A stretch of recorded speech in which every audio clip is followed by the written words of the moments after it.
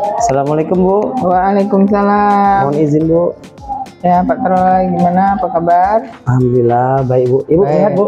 Sehat, alhamdulillah. Lancar kegiatan calon guru penggeraknya. Alhamdulillah Bu. Alhamdulillah. Jadi hari ini mohon izin Bu, mau minta waktu Ibu sebentar, mau ada kegiatan wawancara ini Bu. Oke. Tentang beberapa pertanyaan berdasarkan tugas modul 3.1 Iya. pengambilan keputusan yang bertanggung jawab nih Bu. Jadi Oke. ada dilema etika dan rujukan moral. Boleh Bu ya, minta waktunya Bu ya? Iya, iya, silakan. Oke Bu, jadi ada beberapa pertanyaan ini Bu. Jadi pertanyaan pertama Bu, selama ini bagaimana Ibu mengidentifikasi kasus-kasus yang merupakan dilema etika dan rujukan moral di sekolah Bu? Oke. Mungkin kalau untuk dilema etika, biar gampang Pak Troy-nya juga memahami ya. Sebagai kepala sekolah itu kan pasti kadang memang terbentur dengan dilema etika atau bujukan moral. Nah, mungkin yang Ibu ambil contoh kasusnya saja yang dilema etika aja mungkin ya. Iya Bu, boleh. Nah, sebagai kepala sekolah itu tentunya banyak hal-hal yang memang ditemukan dalam kehidupan, maksudnya dalam operasional sekolah ya. Contohnya itu misalnya ada guru yang ingin meningkatkan kompetensinya melalui guru penggerak. Iya Bu. Nah, alhamdulillah di SMA 1 Sembawa ini kan mindset guru-gurunya tuh juga sudah mulai terbuka, sehingga seperti Pak Troy kan saat ini sedang melaksanakan guru penggerak. Iya Bu. Mungkin Ibu bisa ambil contohnya yang itu. Nah, kalaupun untuk yang seperti guru penggerak yang ingin ikut guru penggerak tadi ya, nah itu kan dalam perjalanannya itu pasti akan ada hal-hal yang akan ditinggalkannya, terutama tupoksinya ya. Tupoksinya guru ini kan sebagai pendidik, pelatih, pengajar, pendidik, dan pelatih. Nah, seharusnya kan dia ada di kelas. Nah, di satu sisi karena ada kegiatan guru penggerak yang mungkin harus meninggalkan sekolah, nah itu kan juga kalau menurut Ibu sih itu juga dilema etika. Di satu sisi guru perlu kita layani untuk meningkatkan karir dan peningkatan kompetensinya. Namun di sisi lain ada anak nih yang akan ditinggalkan. Nah, itu mungkin kira-kira itu contohnya. Oke, baik Bu. Nah, kemudian Bu, selama ini kan terdapat beberapa tadi masalah Bu ya. Nah, bagaimana Ibu mengambil keputusan di sekolah, terutama pada kasus dua kepentingan yang sama-sama benar dan mengandung nilai kebajikan Bu? Ya, nah biasanya kalau ada hal-hal seperti itu, ini kan memang awalnya memang disampaikan ketika kegiatan rapat bulanan atau kegiatan komunitas belajar, itu kan pasti Ibu menyampaikan, mari Bapak Ibu ini ada program guru penggerak. Nah, itu sudah disampaikan dulu, artinya keterbukaan perlu ya. Kemudian yang kedua, ketika ada guru yang ingin mengajukan menjadi calon guru penggerak, itu yang pertama membangun diskusi dulu.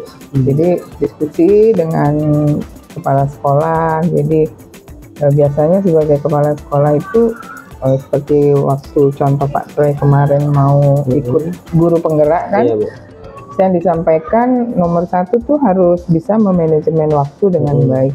Kemudian komitmen gitu. Jadi kalau ada ini itu yang tantangan yang pertama. Kemudian kalaupun ada hal-hal berikutnya, itu biasanya Ibu komunikasikan dengan Wakakurikulum ya, untuk mengatasi kendala-kendala nanti ketika di perjalanan ada kelas-kelas yang harus ditinggalkan oleh guru penggerak ini. Oke, baik Bu. Oke Bu, pertanyaan ketiga nih Bu. Ketika Ibu mengambil keputusan Bu ya, kira-kira langkah-langkah atau prosedur apa ini Bu yang bisa Ibu lakukan Bu?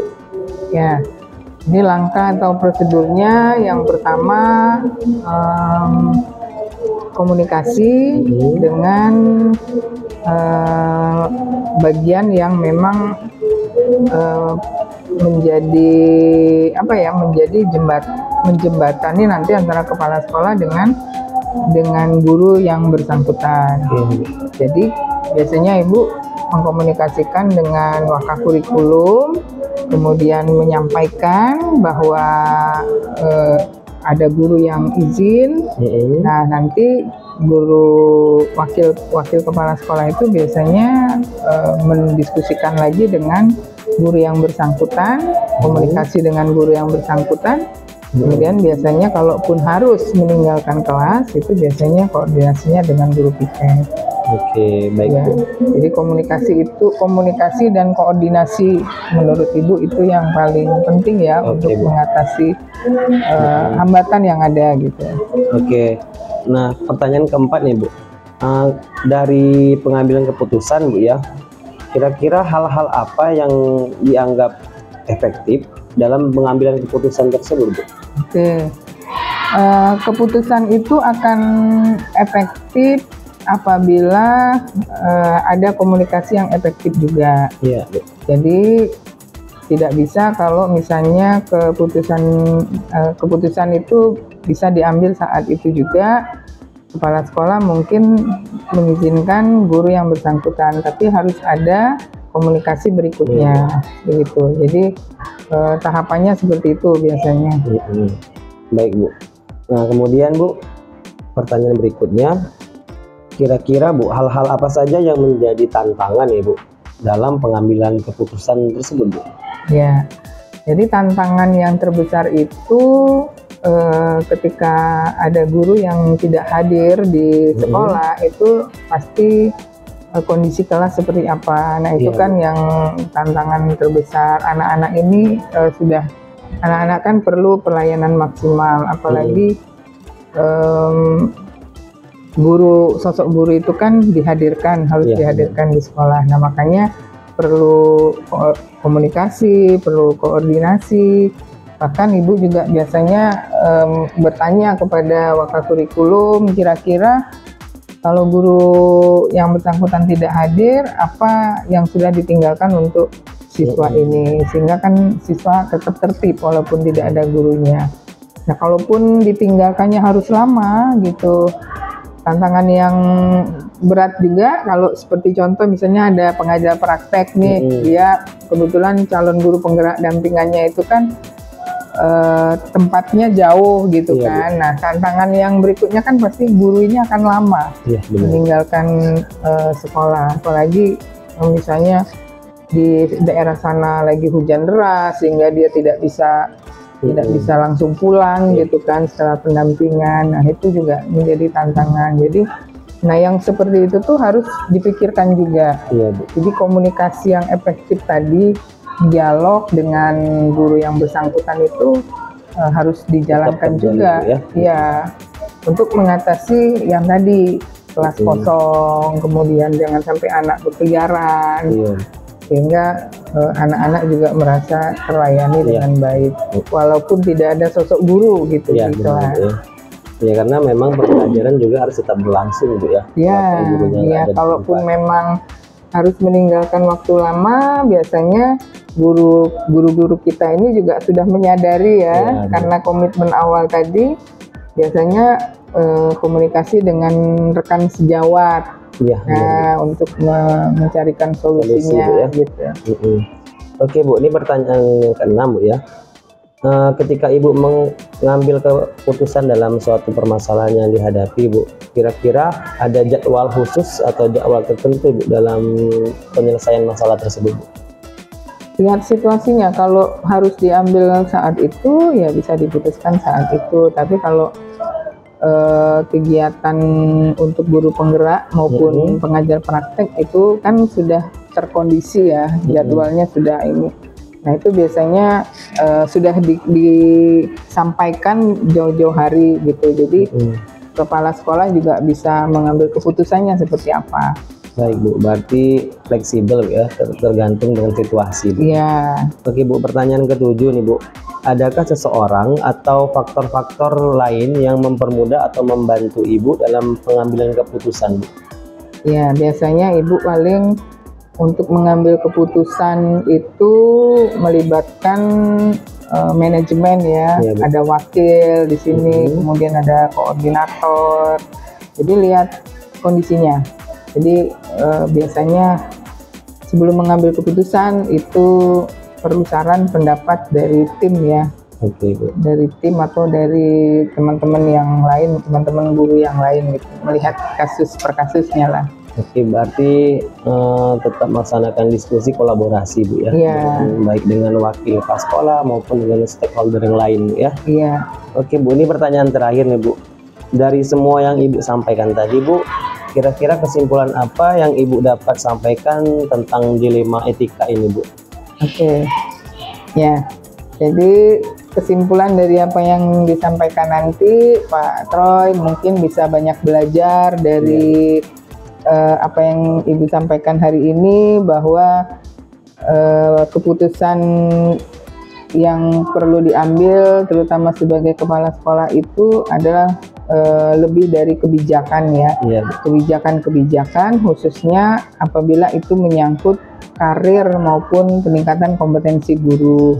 Di satu sisi guru perlu peningkatan kompetensi, ini kan nanti akan imbasnya ke sekolah. Iya, Bu. Nah, jadi dengan kerjasama yang baik antara kepala sekolah, kemudian guru yang bersangkutan, mudah-mudahan bisa harmonis lah ya, bisa berjalan dengan lancar lah gitu.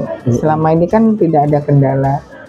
Jadi kita sebagai kepala sekolah itu memang perlu maksudnya perlu mengajak tim staf ataupun manajemen yang lainnya yang bisa membantu untuk menyimpulkan dari keputusan itu. Oke, baik Bu. Terima kasih banyak Bu untuk hari ini. Begitu banyak Sama-sama. pengalaman yang bisa Ibu bagi bersama saya Bu.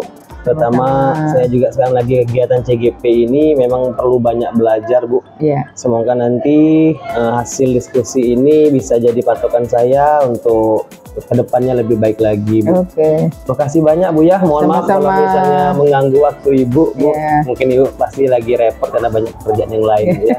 Terima kasih banyak Bu Iya, ya. sukses. Assalamualaikum Bu. Sukses Iya, Pak Bu. Troy ya. Amin. Oke. Mari Bu. Ya, mari.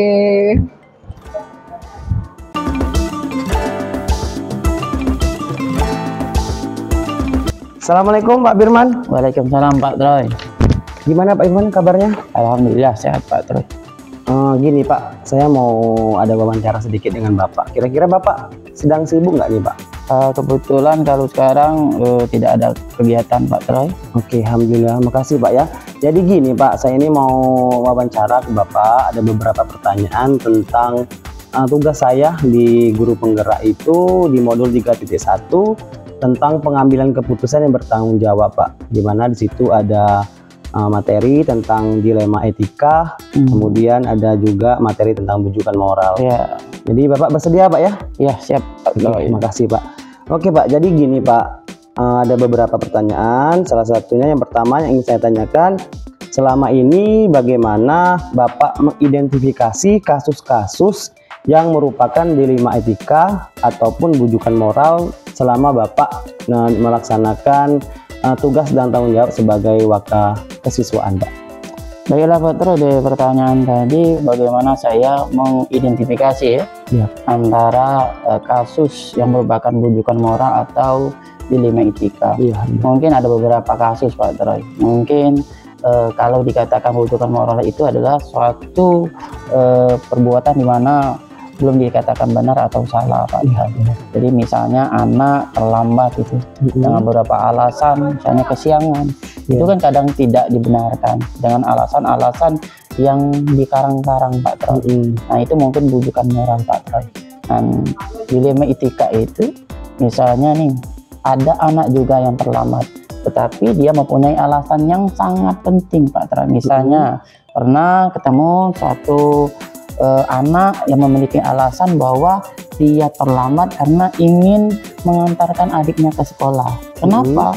Adiknya itu ternyata adalah tidak bisa berjalan dan harus dimandikan oleh dia.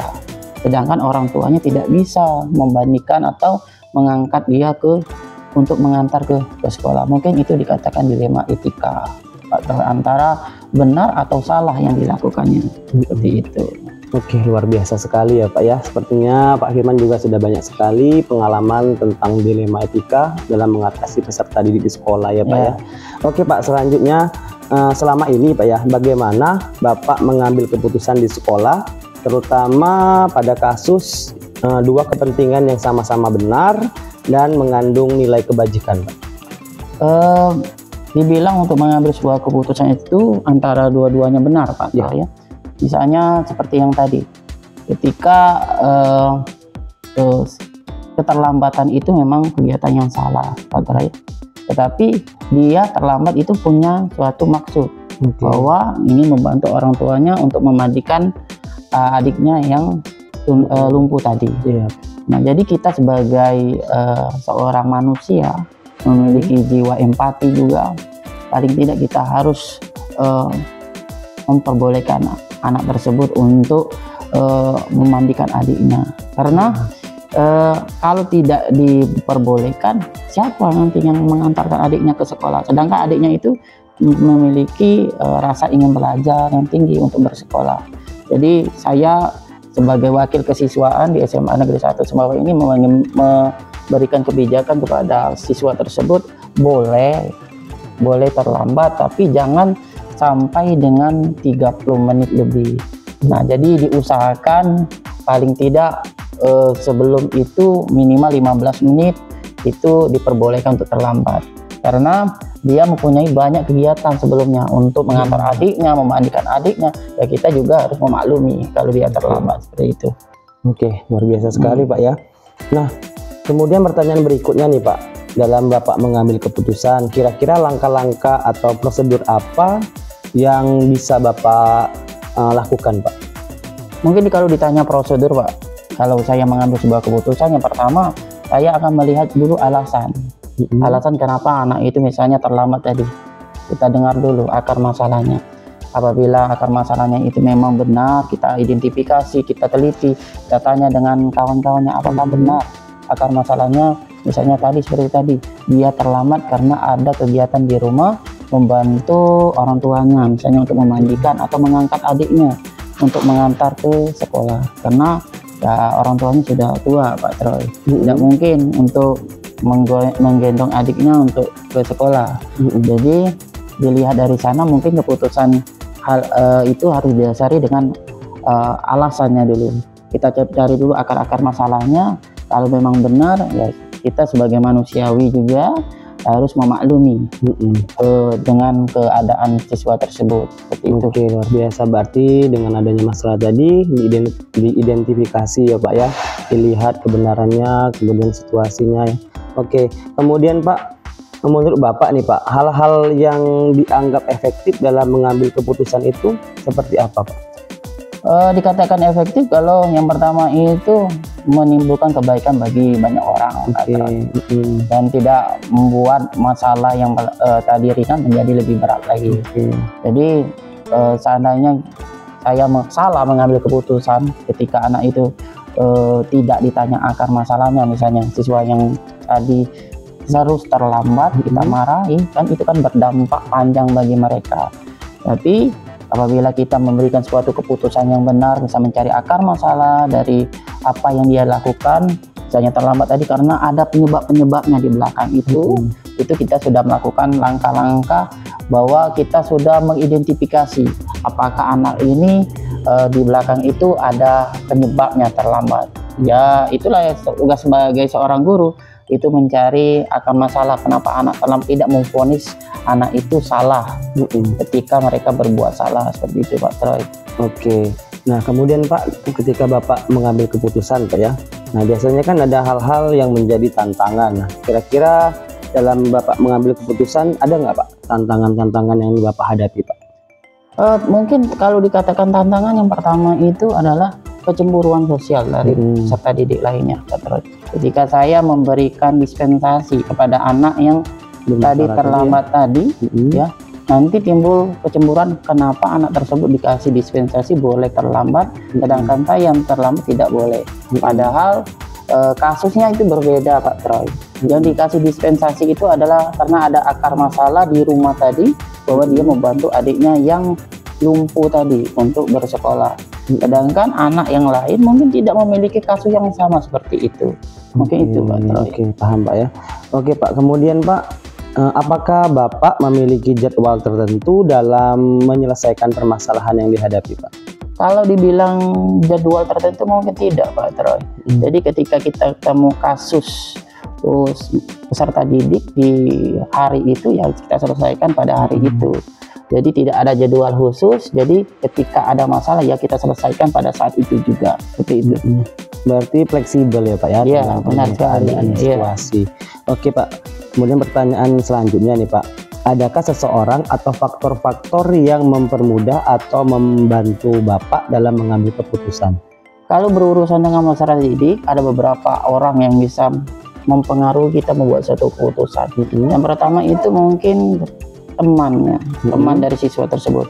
Sebelum kita mengambil sebuah keputusan benar atau salah siswa itu, kita cari dulu akar masalahnya, atau kita ajak wawancara dulu face to face yang bermasalah itu tadi untuk mencari akar masalah. Lalu yang kedua kita cari dulu akar masalah dengan temannya. Kita identifikasi benar nggak yang dia cerita itu benar atau tidak. Yang ketiga mungkin minta saran dari wali kelas maupun guru BK, Pak Troy. Karena mereka yang lebih tahu tentang keadaan anak ini. Sebelum saya mengambil sebuah keputusan, saya juga mengambil sebuah keputusan takut salah, Pak Troy. Sebelum ada advice atau saran dari guru BK, wali kelas maupun menanyakan langsung dengan anak tersebut, atau kita panggil rekan-rekan sejawatnya di kelas, sehingga apa yang kita ambil sebuah keputusan tadi itu membuat kebaikan untuk semua orang. Seperti itu, Pak Troy. Oke, luar biasa. Berarti Pak Firman juga ketika ngambil keputusan tetap berkolaborasi ya Pak ya, bisa dengan guru BK, wali kelas dan stakeholder yang lain ya, Pak ya. Oke Pak, ini pertanyaan terakhir nih Pak. Dari semua yang Bapak sampaikan tadi, kira-kira kesimpulan apa yang Bapak dapat sampaikan tentang dilema etika ini Pak? Kalau dikatakan membuat suatu kesimpulan, dilema etika adalah suatu langkah yang harus kita lakukan untuk membedakan perilaku peserta didik itu benar atau tidak. Jadi kita sebagai seorang pemimpin pembelajaran di situ, sebelum membuat suatu keputusan itu harus mencari akar masalah dari apa yang dilakukan peserta didik tersebut, atau meminta saran dari kawan rekan-rekan sejawat, misalnya guru BK, wali kelas, ataupun guru-guru yang langsung terlibat dengan anak tersebut, sehingga apapun yang kita ambil keputusan kepada anak tersebut tidak membuat anak itu jatuh ke lubang yang lebih dalam, terperosok seandainya mereka berbuat salah. Sehingga sudah kita melakukan kolaborasi antara rekan-rekan sejawat, maka keputusan yang diambil itu sudah baik dan sudah kita anggap menjadi kebaikan untuk semua orang. Oke, nah, luar biasa sekali ya Pak ya. Jadi saya hari ini dapat tercerahkan ini Pak. Jadi saya lebih terarah tentang apa sih dilema etika itu Pak. Apalagi dengan pengalaman Bapak tadi bercerita tentang dilema etika yang dihadapi ketika berhubungan langsung dengan peserta didik ya Pak ya. Oke Pak Firman, terima kasih banyak. Semoga ilmu dari yang Bapak sampaikan dari wawancara ini dapat menjadi apa ya, semacam pemahaman baru dan pengalaman baru untuk saya dan bisa saya terapkan nanti ke depan ya Pak. Sama-sama Pak. Oke Pak, terima kasih banyak sekali. Mohon maaf Pak, saya kalau misalnya tadi mengganggu Bapak, mungkin Bapak lagi sibuk ya Pak ya. Ya, sama-sama Pak. Oke, makasih banyak Pak. Saya mohon pamit dulu. Assalamualaikum Pak Firman. Waalaikumsalam Pak.